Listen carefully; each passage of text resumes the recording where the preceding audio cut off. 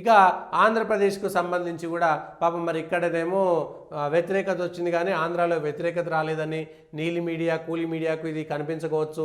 తెలంగాణ వల్ల ఆంధ్రప్రదేశ్లో కూడా కమ్యూనిస్టులకు పెద్దగా ప్రాధాన్యం లేకుండా పోయింది. సిపిఎం నాయకులు పాపం అప్పుడు జగన్తో ఉన్నారు, ఇప్పుడు చంద్రబాబు నాయుడు వ్యతిరేకంగా మాట్లాడడం మొదలుపెట్టేస్తున్నారు అనేటువంటిది బాధపడుతున్నారు. అక్కడ గత ప్రభుత్వం అంటే ఈ ప్రభుత్వం చంద్రబాబు నాయుడు కూడా ఇక్కడ 6 గ్యారంటీలు, అక్కడ సూపర్ 6 సేమ్. ప్రభుత్వం మొన్న బడ్జెట్ పెట్టింది, 6 గ్యారంటీలు, అక్కడ పెట్టేటువంటి సూపర్ 6కు ఏం లేదు. ఉచిత బస్సులు అన్నారు, మహిళలకు ఇచ్చేటువంటి లేవు. గిలిండర్లు సేమ్ కాంగ్రెస్ పార్టీ మేనిఫెస్టోనే చంద్రబాబు నాయుడు గారు పెట్టిర్రు. అక్కడ కూటమిలో ఉన్నటువంటి ప్రభుత్వము ఆ కూటమిలో ఉన్నటువంటి నాయకులందరినీ సంతృప్తి పరచాలి.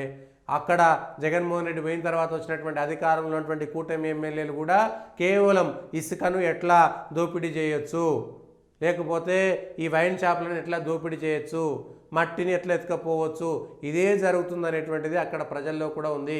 అభివృద్ధికి అమరావతి అనేటువంటి ఒక్కదాన్ని చూపెట్టి ఏమీ చేయలేకపోతున్నారు.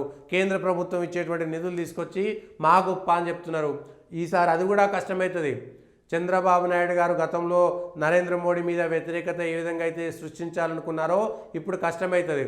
జనసేన ఈసారి భాగస్వామ్య పార్టీగా ఉంది. జనసేన చాలా గట్టిగా ఎన్డీఏ కోసం మాట్లాడుతున్నాడు. భారతీయ జనతా పార్టీ మతతత్వ పార్టీ కాదు, మానవత్వ పార్టీ అని ఆంధ్రప్రదేశ్లో చెప్తున్నారు. సనాతన ధర్మం గురించి వాళ్ళ చాలా స్పష్టంగా చెప్తున్నారు. రేపు పొద్దుగాల జరుకొస్తే పవన్ కళ్యాణ్ పక్కకు పోతే బీజేపీ పవన్ కళ్యాణ్ రెండు పక్కకు పోయేటువంటి అవకాశం ఉంటుంది.